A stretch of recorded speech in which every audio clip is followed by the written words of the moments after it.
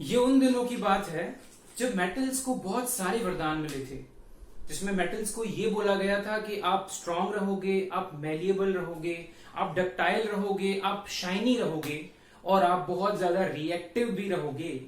और तब मेटल्स, जितने भी मेटल्स हैं, वो बहुत ज्यादा खुश थे उस वक्त। और उसी दिन मेटल्स को ये भी कहा गया था कि तुम्हारे इन सारे वरदानों के बीच में एक छोटी सी दिक्कत भी है। और मेटल्स को उस दिन ये कहा गया था कि तुम्हारी ये सारी की सारी स्ट्रेंथ और तुम्हारा ये सारा का सारा लश्चर यानी कि शाइनीनेस, इसके खत्म करने के लिए दो लोग रिस्पॉन्सिबल हो सकते हैं फ्यूचर में। और वही दो लोग मेटल्स की स्ट्रेंथ को कम करने के रीजन हो सकते हैं। और वो दो लोग जो हैं वो थे मॉइस्चर और दूसरा था हमारा एयर। जी हाँ, मेटल्स जो अपने आप में बहुत ही स्ट्रांग माने जाते हैं केमिस्ट्री की दुनिया में, उन मेटल्स को भी दो लोगों से कंटिन्यूअस खतरा होता है और वो दो लोग हैं मॉइस्चर और एयर। मेटल से ये कहा गया था कि अगर आप इन दोनों के कांटेक्ट में आते हैं तो आपका कोरोजन हो जाएगा और कोरोजन की वजह से आपकी स्ट्रेंथ खत्म हो जाएगी और आपका लश्चर खत्म हो जाएगा। सो यस गाइज, आज का हमारा टॉपिक है corrosion and I am Prashant Alreja and I welcome you all in let's talk science. तो गाइज, कोरोजन क्या है? कोरोजन एक ऐसा प्रोसेस है, एक ऐसा फिनोमिनन है जिसमें metals are eaten up, metals को खाया जाता है in the presence of moisture that is water and air that is oxygen और CO2। तो जब जब एयर और मॉइस्चर की प्रेजेंस में metals are eaten up, metals को खाया जाता है, कमजोर किया जाता है, the phenomenon is known as corrosion. और कोरोजन जब जब होता है मेटल्स के अंदर तो दो इंपॉर्टेंट चीजें हमेशा याद रखना। कोरोजन के बाद मेटल्स की स्ट्रेंथ जो है वो कम हो जाती है और मेटल्स का लश्चर यानी मेटल्स का शाइनीपना कम हो जाता है। तो कोरोजन समझ में आ गया। The basic definition, the metals are eaten up in presence of moisture and air is known as corrosion। अब ये कोरोजन कितने मेटल्स का होता है? क्या सारे मेटल्स का होता है? नहीं, कुछ ऐसे मेटल्स जिनकी रिएक्टिविटी बहुत कम है, जैसे कि प्लेटिनम को ले लें या फिर हम गोल्ड को ले लें, उनका कोरोजन बहुत रेयर होता है। इसीलिए ही तो उनकी ज्वेलरीज बनाते हैं हम, क्योंकि उनमें कभी जंग लगता ही नहीं है। लेकिन बहुत सारे ऐसे मेटल्स हैं जिनके अंदर कोरोजन बहुत ज्यादा सिग्निफिकेंटली देखा जाता है और उनमें से ही कुछ मेटल्स जो हैं उनकी कोरोजन हमें 10th क्लास में पढ़नी होती है। तो पहला मेटल जो हम ले रहे हैं कोरोजन के लिए वो है आयरन। जी हाँ, आयरन यानी कि लोहा। इसकी कोरोजन बहुत ज्यादा इंपॉर्टेंट है पढ़ने के लिए भी और देखने के लिए भी, बिकॉज आयरन बहुत ही इंपॉर्टेंट है, बहुत ज्यादा कमर्शियल इसका यूज है। जितनी भी बिल्डिंग, जितनी भी इमारतें हम अपने आसपास देखते हैं, उनको बनाने के लिए जो बेस तैयार होता है वो ऑब्वियसली बात है लोहे के ही अलॉयस का होता है। अलॉयस क्या होता है हम आगे देखेंगे। तो अब आयरन का कोरोजन कैसे होता है? आयरन का कोरोजन होता है एयर और मॉइस्चर के प्रेजेंस में। So when iron reacts with oxygen of air and moisture of atmosphere that is water, then rust is form that is Fe2O3.XH2O। अब ये X क्या है? कंफ्यूज मत होना। X का मतलब सिर्फ इतना सा है कि वाटर मॉलिक्यूल्स जो हैं वो वहां पे ऑक्साइड के साथ रहते हैं। X 1 2 3 कुछ भी हो सकता है। सो सिंपली यहाँ पे आपको ये देखना है कि when iron reacts with air and moisture then a rust is formed which is reddish in colour. और ये जो रस्ट है जिसको हम जंग कहते हैं, हम नॉर्मली देखते हैं अपने आसपास कहीं कहीं पे रेडिश कुछ वो जमा हो जाते हैं, पथरी जिसको हम कहते हैं। ये जो रस्ट है इसकी स्ट्रेंथ जो है वो बहुत कम होती है और इसका शाइनीनेस यानी कि लश्चर भी बहुत कम होता है। So this is the corrosion in iron. और कोरोजन इन आयरन को स्पेशल नाम दिया गया है, it is also known as rusting. तो याद रखना, बाकी सारे मेटल्स के लिए हम कोरोजन वर्ड यूज करते हैं, लेकिन आयरन के लिए we use the term rusting. Okay, तो आयरन के बाद जो दूसरा मेटल है जिसकी कोरोजन हमें इंपॉर्टेंट है पढ़ने के लिए वो है कॉपर। जी, कॉपर जो है वो नॉर्मली जब मेटल फॉर्म में रहता है तो it is shiny brown colour, brownish colour का होता है। लेकिन जैसे ही वो एटमॉस्फेयर के ऑक्सीजन के कांटेक्ट में आता है, when copper reacts with oxygen of the atmosphere, it forms copper oxide. Copper oxide बन जाता है। और कॉपर ऑक्साइड कैसा होता है? कॉपर ऑक्साइड होता है ब्लैक। और ये क्वेश्चन आपके बोर्ड एग्जाम्स के लिए, आपके एनसीईआरटी के लिए बहुत इंपॉर्टेंट है, क्योंकि ये बहुत ज्यादा फेमसली पूछा जाता है। आपसे सिंपली ये चीज पूछते हैं कि एक मेटल है, मान ले एक्स है, वाई या जेड कुछ भी है, और वो मेटल पहले शाइनी ब्राउन कलर का है, और अचानक से जब उसने ऑक्सीजन से रिएक्ट किया तो वो ब्लैक हो गया। तो एक ही ऐसा मेटल है आपके 10th क्लास के अंदर जो ऑक्सीजन से रिएक्ट करके ब्लैक पड़ता है, और वो है आपका कॉपर। और जो ब्लैक कलर कंपाउंड है वो है कॉपर ऑक्साइड। तो आपसे पूछते हैं ब्लैक कलर कंपाउंड का क्या नाम है, आपको सिंपली जवाब देना है कॉपर ऑक्साइड। कॉपर की एक और कोरोजन होती है जो थोड़े से देर से होती है, उसमें ऑक्सीजन के बजाय carbon dioxide and water are responsible. उसमें what happens is copper reacts with carbon dioxide and water to form copper carbonate, and this copper carbonate is basic in nature because we have this copper hydroxide along, so we call it basic copper carbonate। और ये basic copper carbonate जो है वो green colour का होता है। तो बस आपको फर्क याद रखना है, कॉपर की दो करोजन्स है। अगर तो एग्जामिनर आपसे कहे कि ब्लैक कलर कंपाउंड बन रहा है तो आप कॉपर ऑक्साइड को याद करना, अगर वो कहे कि ग्रीन कलर कंपाउंड बन रहा है तो कॉपर कार्बोनेट को याद करना। तो कॉपर के दो कोरोजन्स हैं गाइस, एक है कॉपर ऑक्साइड वाला और एक है कॉपर कार्बोनेट वाला। अब एक और कोरोजन जो बहुत ही रेयरेस्ट केसेस में होता है चांदी का, हमने देखा है जो चांदी है यानी कि सिल्वर, उसकी जो ज्वेलरी होती है वो एक बहुत थोड़े अरसे के बाद जो है वो काली पड़ जाती है, हालांकि एकदम से नहीं पड़ती लेकिन हाँ पड़ती है। तो वो जो सिल्वर का काला पड़ना होता है उसे हम कहते हैं टार्निशिंग ऑफ सिल्वर।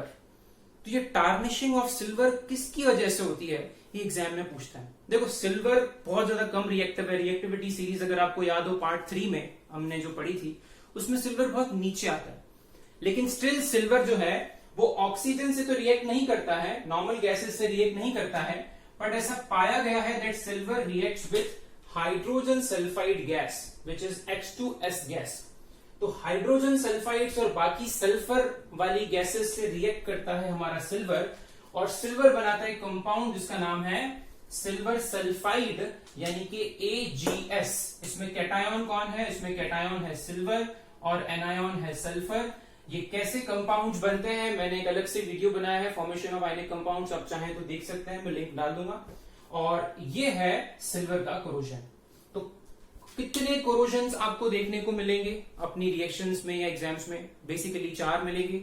एक मिलेगा आपको आयरन का, 2 मिलेंगे कॉपर के और 1 मिलेगा आपको सिल्वर का। अब यार ये कोरोजन जो हो रहा है ये अच्छी चीज तो है नहीं, बिकॉज ये मेटल्स की स्ट्रेंथ कम कर रही है, उसका लस्टर कम कर रही है।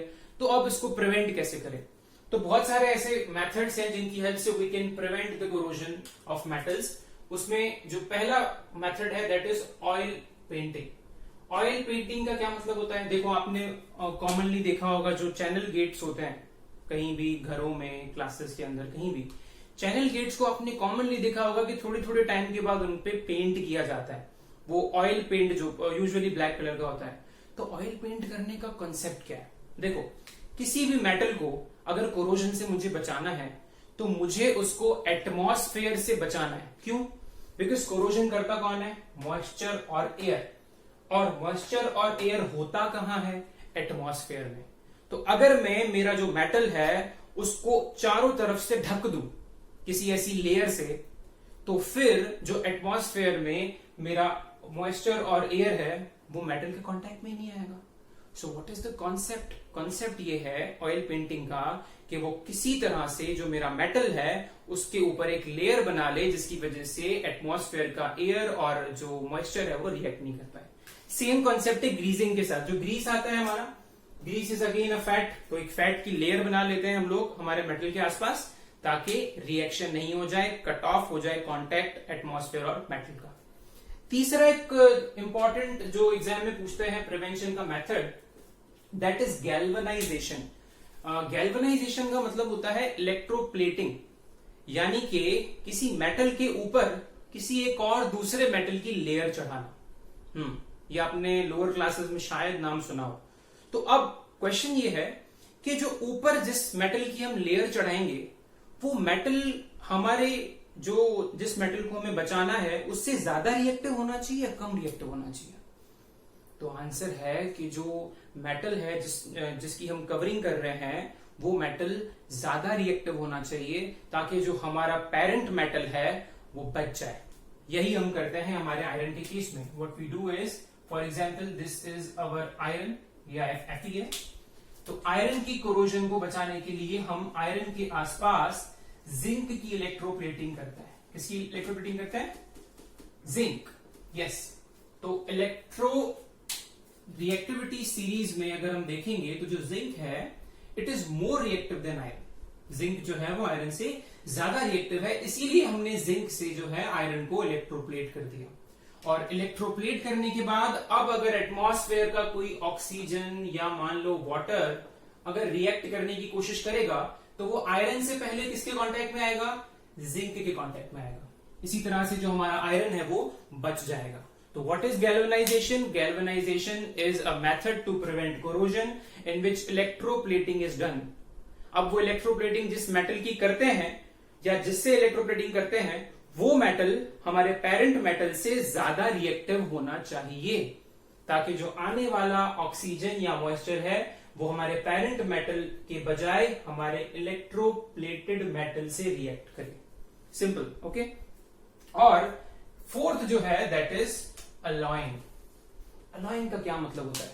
अलॉइंग का मतलब होता है mixture of metals, homogeneous mixture of metals. जैसे मान लो मुझे आयरन को बचाना है तो मैं क्या करूंगा? सिंपली बहुत सारे मेटल्स लूंगा और उन मेटल्स को आयरन के साथ मैं मिक्स करके एक अलॉय बना लूंगा। इससे होगा क्या? इससे होगा ये कि जो कम रिएक्टिव मेटल्स हैं अब वो आयरन के साथ मिलकर ओवरऑल रिएक्टिविटी जो है वो कम कर देंगे मिक्सचर की। तो अलॉय बनाने का कॉन्सेप्ट ये है कि जब आप बहुत सारे मेटल्स एक साथ मिला करके रखते हो वहां पे तो वहां पे जो ओवरऑल रिएक्टिविटी है वो कम हो जाती है। इसकी वजह से कोरोजन रेट जो है वो स्लो हो जाती है। एकदम से खत्म नहीं होगी लेकिन बहुत स्लो हो जाएगी। इसीलिए हमारा जो आयरन है उसको कभी हम प्योर फॉर्म में यूज नहीं करते हैं। आप सबने सुना होगा, एक बहुत ही फेमस नाम है और वो नाम है हमारा स्टील, जिसको हम लोग स्टेनलेस स्टील भी कहते हैं। तो स्टेनलेस स्टील क्या है? स्टेनलेस स्टील एक अलॉय है। किसका अलॉय है? आयरन का अलॉय है, जिसमें आयरन के साथ साथ निकल और कार्बन जैसे बहुत सारे और एलिमेंट्स हम लोग यूज करते हैं। विल सी टू इट आगे। समझ में आया? तो कौन कौन से मेथड्स हैं प्रिवेंट करने के लिए? ऑयल पेंटिंग है, ग्रीसिंग है, गैल्वेनाइजेशन है और अलॉइंग है। अलॉइंग मतलब क्या? अलॉइंग मतलब मिक्सचर या होमोजीनियस मिक्सचर ऑफ मेटल्स, जिसमें एक मेटल को बहुत सारे मेटल से हम लोग मिक्स करते हैं। तो this was about corrosion and how to prevent corrosion. अब ऐसे ही जैसे मेटल्स का कोरोजन होता है जिसमें उनकी स्ट्रेंथ चली जाती है, ऐसे ही जो हमारे फूड आइटम्स हैं, हमारे फूड आइटम्स में जो फैट्स होते हैं उनका भी ऑक्सीडेशन होता है। हमने नॉर्मली देखा है हमारे घरों में जब खाना कोई बाहर रह जाता है गर्मियों में, अगर हम उनको फ्रिज में ना रखें तो वो खाना सुबह तक खराब हो जाता है। क्यों खराब हो जाता है? बिकॉज जो खाने के अंदर फैट्स हैं वो ऑक्सीडाइज हो जाते हैं। याद रखना, उसको हम कहते हैं रेंसिडिटी। क्या कहते हैं? रेंसिडिटी। तो rancidity is the process in which there is oxidation of fats present in food. तो जो हमारे खाने में फैट्स प्रेजेंट होते हैं उनका ऑक्सीडेशन हो जाता है जिस प्रोसेस में, उसको हम कहते हैं रेंसिडिटी। अब रेंसिडिटी से अल्टीमेटली होगा क्या? अरे होगा ये, अगर कोई खाने का ऑक्सीडेशन हो गया, फैट का ऑक्सीडेशन हो गया तो दो चीजें होंगी। एक, खाने का टेस्ट खराब हो जाएगा। दूसरा, खाने की स्मेल यानी कि फाउल स्मेल, खाने की स्मेल खराब हो जाएगी। तो change in taste and foul smell. So what is rancidity? Rancidity is the process in which there is oxidation of fats present in food which results in change in taste and foul smell of food.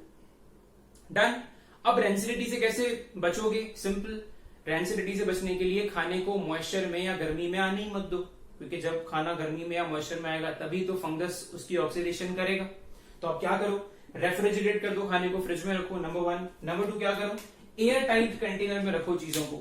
जो भी चीज आप खाने की रख रहे हो उसको एयर टाइट कंटेनर में रखो। या तो फिर लास्ट क्या कर सकते हो? Flush with nitrogen. जितनी भी हमारी चिप्स आती हैं, लेज हो गई या बहुत सारी और चिप्स हो गई हमारी, हमने देखा है कि वो एक पर्टिकुलर ऐसा लगता है कि उनके अंदर हवा भरी हुई है। तो वो जो हवा है वो एक्चुअली नाइट्रोजन गैस होती है।